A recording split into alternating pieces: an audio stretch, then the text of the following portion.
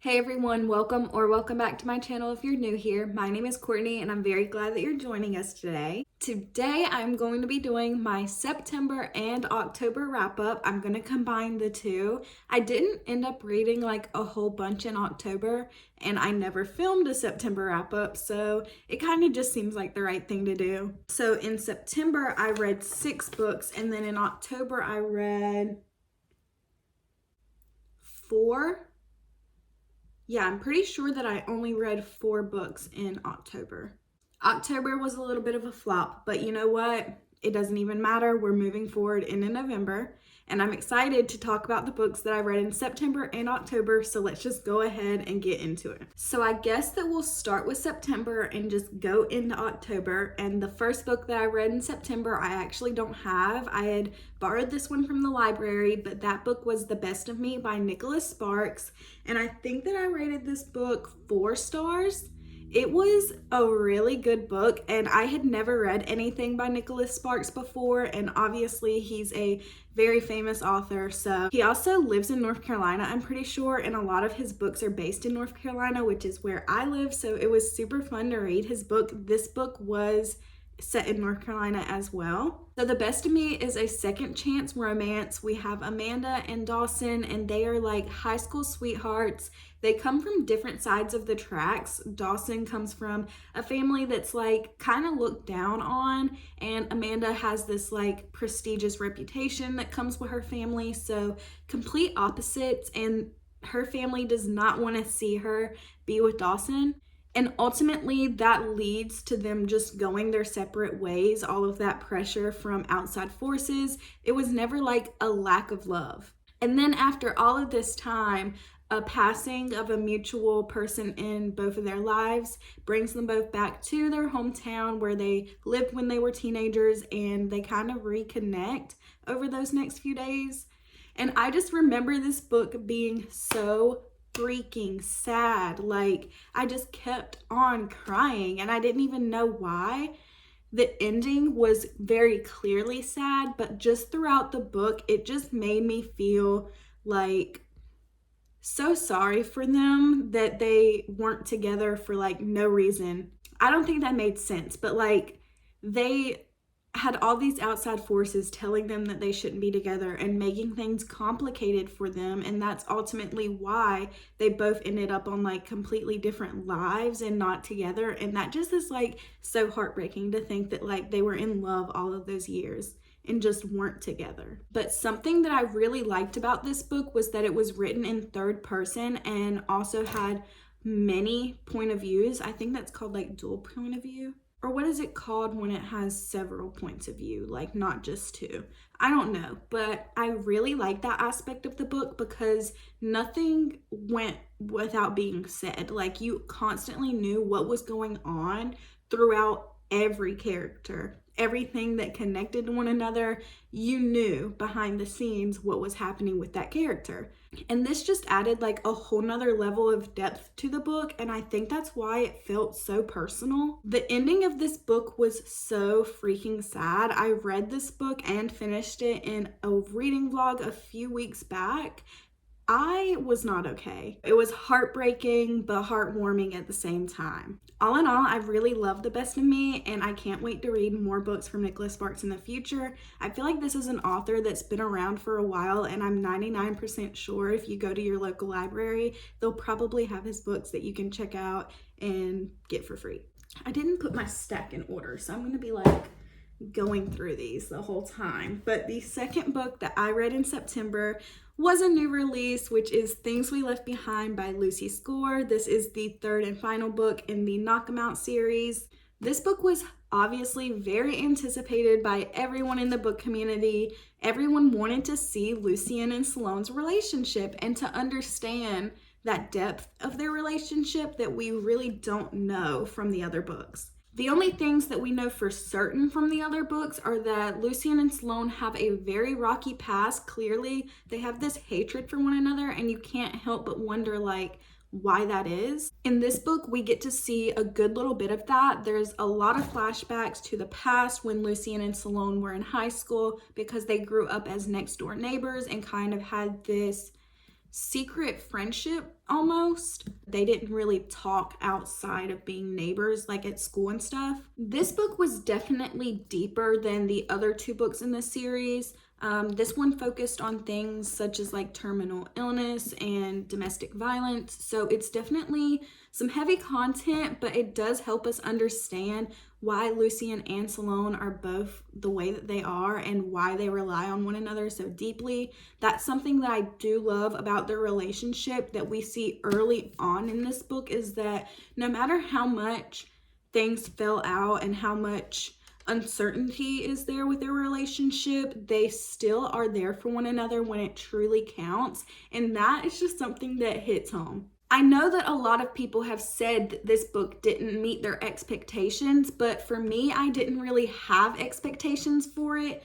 Obviously, I was looking forward to it, but I didn't have anything in mind that I wanted this book to be. So I think that's why I enjoyed it more than other people. I did rate this book 4 stars, and I know that I've seen a lot of 3 stars. But I did really enjoy this book for what it was. We got to learn more about Lucien and Salone, and we did get to see them together, whether that relationship met your expectations or not. And that's what I was wanting, was for them to finally be together. And it didn't really feel that stretched out to me, or like parts didn't feel unnecessary. Maybe it's because I like this series and this world so much that I didn't mind reading things that might have seemed not as important to the plot. I just really wanted to soak up this last book since it was the last one in the series, and I just really enjoyed it and would recommend that you read it if you've read the Knock 'Em Out series, or even if you haven't. I feel like you probably could read this one on its own.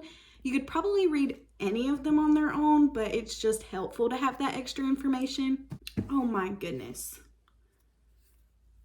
But yes, I definitely recommend that you check out Things We Left Behind by Lucy Score. Really, any Lucy Score book seems to just hit no matter what it is, so this one shouldn't disappoint you either. Okay, the third book that I read in September is another one that I had borrowed and checked out from the library, and that is The Bodyguard by Catherine Center. And I remember that I read this book right before I was going on a trip, and I couldn't sleep. I don't know if anyone else is like that. Every time that I'm going on like a road trip or I have a flight in the morning, it's like I just can't sleep the night before. I'm just thinking about everything that I need to do in the morning to make sure I don't miss my flight. So I ended up waking up, I think at like 3 in the morning, and I just read this book all the way through. It's only, I think, 270 pages. It wasn't 300 pages, I know that much. The Bodyguard is a fake dating trope, and we have Hannah, and she works as the bodyguard. She works at this agency, and she gets assigned to Jack. He's an A-list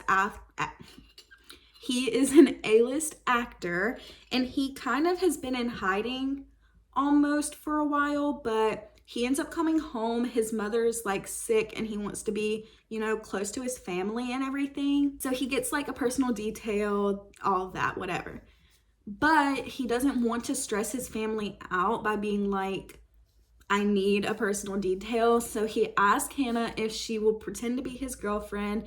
And that's just how the fake dating trope starts. They end up going to stay at his family's like ranch, I think is what it was. And that part I really did enjoy. I liked seeing them on the ranch, and there's like a scene with them and the horses and stuff. And I thought that that was so cute.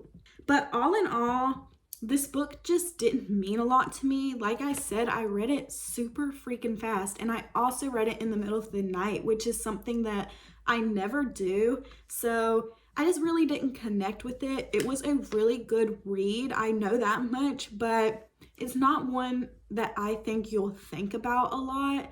It doesn't get like too deep and personal. Like I said, it's not even 300 pages, so there's not a lot of time to really connect and bond with the characters. But there was like a plot twist at the end that was kind of crazy, so I recommend reading the book nonetheless, but I only rated it 3 stars. Either way, it's a really quick, fun read, and I think that you'd really enjoy it. All right, let's dig through and find the next book. The 4th book that I read in September was None of This Is True by Lisa Jewell. Oh my goodness, this book, I remember being so crazy. Crazy girl. I'll start by saying that Lisa Jewell is one of my auto-buy authors. Anything by her, I'm going to buy and I'm going to enjoy. That's just what it is. Her book, Then She Was Gone, got me into reading again. And I would never stop talking about that book because I freaking love it. None of This Is True is a psychological thriller, and we have Alex and Josie. They meet by happenstance at a restaurant on their 40th birthday. It's both of their birthdays, and they find out that they were actually born on the same day in the same hospital. For some reason, this like really sticks in Josie's brain. It's like really important to her. Maybe it's because she's been wanting change in her life, or maybe it's because she's mentally unstable. Nonetheless, she starts seeking Alex out. Alex is a host of a podcast, and she usually talks to women about their road to success, things like that, but she's been feeling like she needs a change anyways. So when Josie seeks Alex out, telling her that she's going to make a huge change in her life, and Alex should focus her next season of the podcast on her life and this drastic change that she's going to make. Alex thinks that it's like weird at first because Josie keeps popping up, and it's like, I just met you, and it's weird that all of a sudden you're popping up everywhere in my life. And I mean, she should have been sketched out, obviously. But for whatever reason, she decides that it would be a really good idea to do this project with Josie. And so that's exactly what they start doing. They kind of start this friendship, I guess you could say, even though multiple times throughout the book, Alex is like, that girl is not my friend. Like, she's just an acquaintance. We're doing this project. But you can tell just the way that it's written that Alex means a lot more to Josie than Josie means to Alex. So throughout the book, the chapters are written like with the dates. So this one is like Wednesday, July 10th, whatever. And those are the past. Those are things that have already happened, but that's when we're learning about them as the reader. And then what's present day in this book, because like I said, they're filming a podcast. Netflix decides to pick up the podcast and make it a docuseries. So then you have sections of the book that are like this, that have like dialogue from when they were recording the podcast, and that is what's present day, which was really interesting. It definitely made the story like more engaging to read. I love when things do that in a story. I don't know what it would necessarily be called, but I love when it's jumping around dates and you're getting alternate parts of a story and kind of piecing them together. I find that a lot of thrillers are written that way, and I eat it up every time. But this book is perfectly titled, because by the time I reached the end of this book, I closed it and was like, what the F just happened? Like, I genuinely didn't know what was true. And I'm not even saying that just to be dramatic, but you just learn so much, and you're like, hold the phone, pump the brakes. Like, what? I still don't know what I think about the ending of this book. Like, it still trips me up, but I do know that I had a wonderful reading experience, and sometimes that's more important. So this book I ended up rating 3.75 stars. That's probably being petty. I probably can say that this is 4 stars. I think I rated it 4 stars on Goodreads. And yeah, that's really all that I've got to say. Lisa Jewell never misses. The only reason that I rated it 3.75 is because I just still don't know what I think about it. After all this time, I don't know what was true in the book. But I guess that's like, I'm still thinking about it all this time, so clearly it's a good book.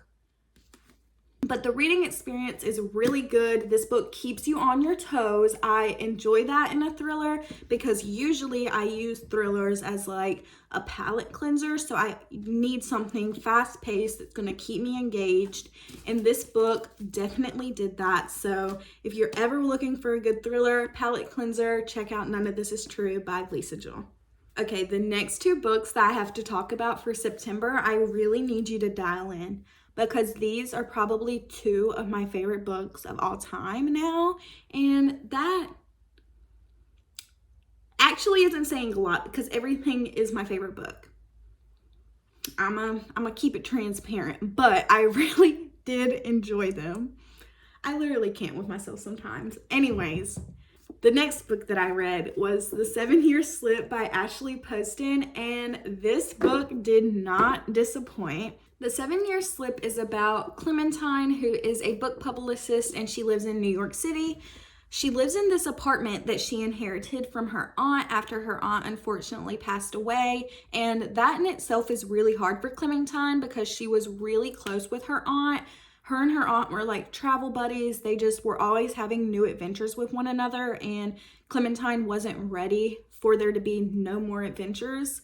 And that's just really sad. And this apartment kind of makes Clementine feel still connected to her aunt and almost like her aunt isn't even, gone. She's just somewhere else on a trip. Her aunt always told her that her apartment was magical and that it was stuck in time, and Clementine always wanted to believe her and kind of experience what her aunt was talking about for herself. And shortly after her aunt passes away, she does get to experience the magic of the apartment. She goes to sleep in her apartment one night and wakes up 7 years in the past. And not only is she 7 years in the past, there's also this guy waking her up and in her apartment. That guy is Iwan, and he is staying in the apartment 7 years in the past. For the summer, her aunt is letting him stay there because his mom is like her aunt's family friend. That's a whole nother thing that I'm not going to explain right now. This book is written in a way that I'm going to try my best to describe, but I feel like it's best understood actually reading the book. So obviously, the things that happen in the apartment with Iwan are 7 years in the past, but that's still Clementine's present day self. Iwan's 7 years ago self, but Iwan also exists in present day. But he experienced everything in the relationship 7 years ago. Clementine is experiencing both sides of the relationship all at one time. And that was very interesting. Like, in itself, I was constantly wanting her to go back to the apartment. And it was weird because you would think that I would just be like, girl, go find your man. Like, find him right now. And we do eventually get to that point. But I just was obsessed with their relationship in the past. Like, it was so freaking sweet. And the nickname that he gets for her, don't even get me started, because that had me cheesing, kicking my feet. This book just really described grief like so well. It depicted it so well with Clementine and like how you get through those things in your life and how sometimes you don't have to get through something. Like, it's okay to be constantly grieving and having to live with that, and it's like a valid feeling. Also said a lot about love withstanding the test of time, and I feel like that just accurately in one phrase describes Iwan and Clementine's relationship. It just was so cute, and I loved Iwan. Like, I of course preferred past Iwan. He just was so cute and so young, and I just really liked him. But it's also like really attractive when you get to the end and see that the man that he became. Like, I'm literally fanning myself with this book. And I read this book really fast. I can't remember how fast, but I absolutely devoured it. And I rated this book 4.75 stars, and that is very high because I always get like scared to rate things high, but I've been trying to like trust my gut when it comes to my ratings and everything. And this book is probably one of my favorite romances, and I'm definitely going to be reading more Ashley Poston soon. I want to read The Dead Romantics by her. I do have that book and plan to read it here in just a few days. And I don't know if that book is as good as this one was. She might be like a new fave author as well. And the last book that I have to talk about for September is my favorite book of all time. And I'm saying that with my whole freaking chest because the book that I'm talking about You see this.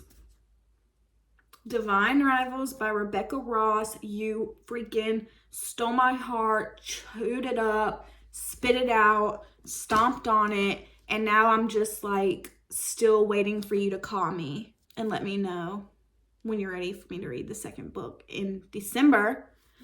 I'm really hurt about this not being out until the second book of this not being out until December, because what do you mean? But at the same time, it comes out the day after Christmas, and that's going to be straight vibes. Straight vibes. So I can't complain too much. But either way, this book is a 5-star book, and it should be a 5-star book for everybody. Let's just zoom in and have a moment with her.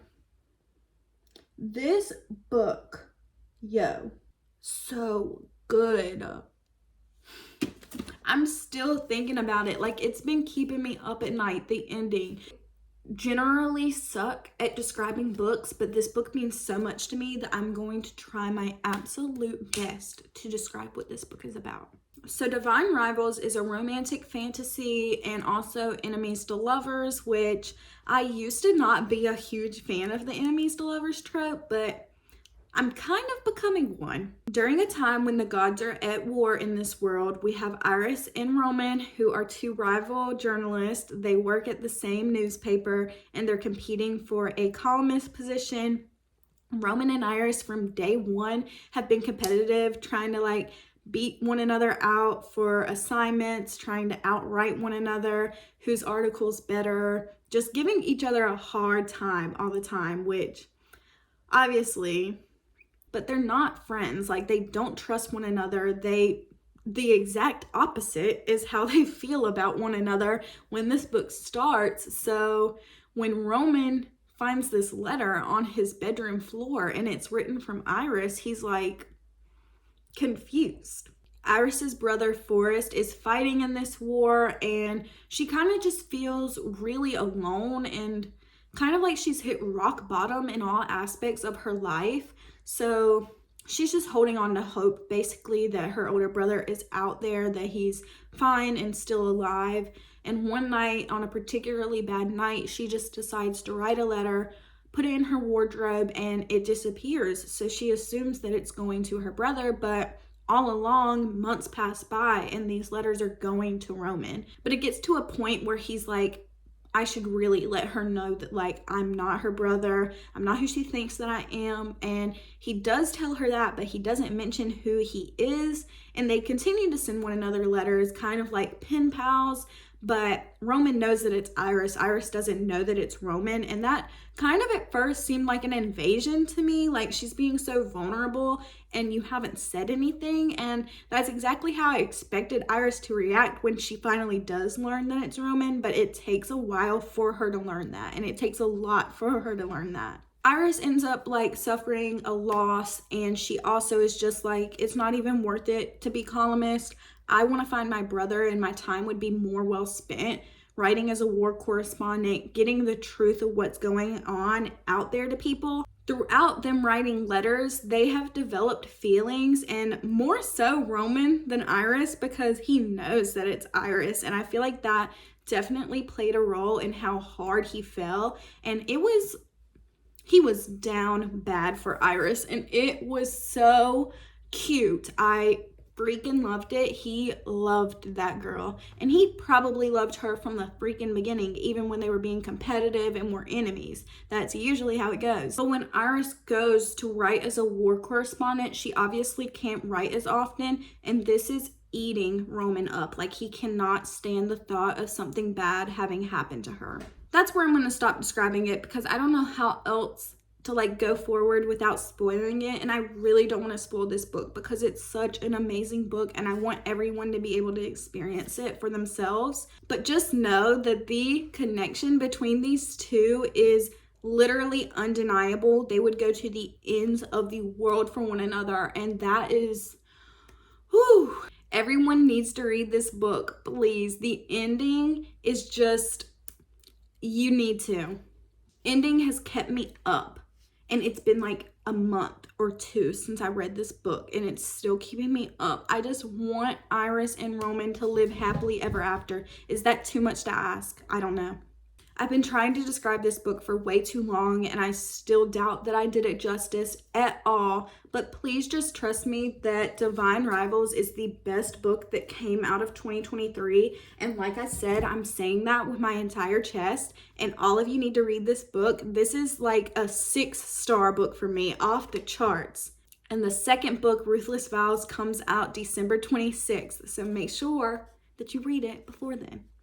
And that concludes the books that I read in September. So now we're going to move along to the books that I read in October. All of these books were really good books, but I only had one 5-star book come out of October. The first book that I read in October was A Million Kisses in Your Lifetime by Monica Murphy. This book was very entertaining and I loved the setting of it, but ultimately it just kind of cringed me out a little bit at times. I almost feel bad saying that because I did really enjoy this book, but some parts of it I just didn't enjoy. I ended up rating A Million Kisses in Your Lifetime 3 stars, if that tells you anything. I enjoyed it, but there were parts that I would change and I probably won't read it again. And I also don't think that I'm gonna read any of the other books that are in this series. I think that it's a series, or maybe they're not connected, but either way, unless I'm down bad, I don't think I'm going to be reading the rest of the books, and I'm not saying that to be mean. I'm just being honest. This book is set at a prep school, and you have Ren and Crew. So Ren is a new girl when school starts freshman year, but now they're in senior year. But when she was new, everyone was fascinated with her. She instantly becomes popular because everyone wants to become her friend, but no one really sees her. She doesn't have a whole lot of genuine connections and friendships. She's Miss Goody Two Shoes, doesn't want to do anything bad, Miss Innocent, all of that. And then you have Crew, who's the bad boy. He has this bad reputation. All of the girls want to be with him, and he wants to be with Ren. Ren and Crew have this class together, and they end up getting paired up for this project, and that's kind of why they start talking, and it sets the scene for everything that's going to happen. It kind of gives an excuse for why these characters are all of a sudden interacting. And not that it was the whole point, or it was Crew's mission or something, but it's very talked about that Ren is very innocent. She wears a purity ring from her father and is saving herself for marriage. And it seems like Crew is just really lusting after her and trying to get that under his belt. At least that's the way that it felt. I think that he did have genuine feelings for her. Towards the end, everything that happens at the beginning, it just seemed weird. Maybe the point was that he was liberating her or something, but I don't know. That's what I'm talking about. That part of the book I just really didn't like, and I feel we could have done something different with Ren's character, instead of making that the center of who she is. And this book just felt it kept dragging out. I eventually switched to reading this on my Kindle because I can usually read books quicker on my Kindle, and I just wanted it to be over with, and that's never really a good sign in a book. I say that I really enjoyed it, but did I really? I don't think I would say really. I enjoyed it, but it wasn't a fave, and it could have been better. It really had potential, but it could have been better, and that's why I rated this book 3 stars. Then I moved on to A Good Girl's Guide to Murder by Holly Jackson. A Good Girl's Guide to Murder is a young adult mystery, and in this book you have Pip, who is a senior at her high school, and for her to graduate they have to do a senior capstone project, I'm pretty sure is what they called it. Pip decides to do hers on a closed murder case that happened in her hometown. It was 2 seniors involved that were in a relationship, and that was Andy and Sal. And when Andy went missing, she's the one who's deemed murdered or whatever. They just kind of assume that Sal, her boyfriend, is the one who did it, but no one ever actually proved that. There were some things that could have pointed to him, but there was no validity in them. No one really checked it out. And Pip doesn't think that that's what happened, and she wants to know what actually happened. She wants to know the truth. So that's why she decides to do her project on this. But it's clear when she starts doing the project that she's like hitting a little too close to home. Like, whoever knows the truth of what happened to Andy, they don't like that Pip is like digging up the truth. So she starts getting threatened, and that's just really what sets the book. Throughout the book, you're getting like interviews, and you also have like bits of her journal entries, which are just like explaining like her project and everything. Yeah, you can see it there. So it was really interesting. The way that it was written was really fast paced, and I never expected that ending to come, like, ever. I really enjoyed it. I rated this book, I think, 4 stars, and I don't think that that's changed since then, but I do highly recommend this book. I think that it makes for a really good quick read. The third book that I read in October, I read on my Kindle, so I don't have the actual book, but that was Wildfire by Hannah Grace. In Wildfire, you have Aurora, who is kind of a new character, I think, if I'm remembering correctly, but she still goes to the school that everyone else goes to, but I don't think that she was mentioned in Icebreaker, but I could be wrong. But then you have Russ, who is like a pretty fundamental character in Icebreaker, and so obviously he's on the hockey team. And not only in Wildfire did you really not even talk about Russ being on the hockey team, but they're at a summer camp, and although you do get to see like some of the hockey team and, you know, main characters from Icebreaker, in Wildfire, it's not like a central point, and I feel like in Icebreaker it was, and that was one of the things I really loved about it. But let me back up. So in Wildfire, we have, like I said, Aurora and Russ, and they have a one-night stand at the beginning of the book. That's kind of just like common knowledge about the book. It's not a spoiler or anything. They have this one-night stand, and then they go their separate ways, and they're just like, take it for what it was. And they're both going to be summer camp counselors, and they don't know that they're going to be working like the whole summer together. I think that it says like 12 weeks or something. That's like 3 months. So it's a shock for both of them when they show up at the summer camp, and it's like, how do we proceed with this relationship? Like, neither of them know. The book was super fun, I will say that. I grew up going to summer camp, so some of the like team building and just the activities with the kids that they were doing, I could perfectly picture in my mind like exactly what they were doing, and it brought up a lot of really positive memories of my own, so that was fun. But just the relationship itself, like, it just wasn't for me. I really like Russ, and I wish that this story had went like a different way, but for what it was good. I liked the summer camp thing. I liked their relationship. I just wish that there was something more, and I think that that is the found family. So even though this book was very anticipated for me, I rated it 3 stars, which was crazy considering that I rated Icebreaker 5. But like I said, I was just trusting my gut on that. I definitely still recommend reading Wildfire if you read Icebreaker. It's still a quick, good read. Still recommend it though. Super fun read, just didn't meet all of the expectations that I had for it. And now we can talk about the 5-star book that I read in October. This is the last full book that I read in October, and that was Love in Other Words by Christina Lauren. This book is officially my new favorite romance book of all time. In this book, you have Macy and Elliot, and they're kind of like childhood best friends. Macy ends up moving next door, her and her father, at their vacation home to Elliot and his family when she's like 13 years old. And they become best friends very early on. They have a lot of things in common. They both love to read, and they're always reading with one another. That's kind of one of their things.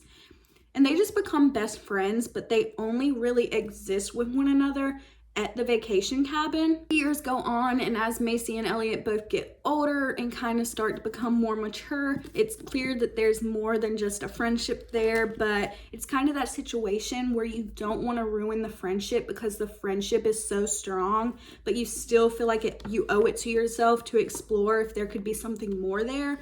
I feel like that's how Elliot and Macy were. And this book does alternate between the past when they're growing up and then the present day. So jump to present day, it's a decade later, 11 years later, and they haven't spoken since they were teenagers, since senior year of high school. And the whole story, you can't help but wonder why that is. Like, What could have taken such a beautiful friendship and completely stomped it into the ground?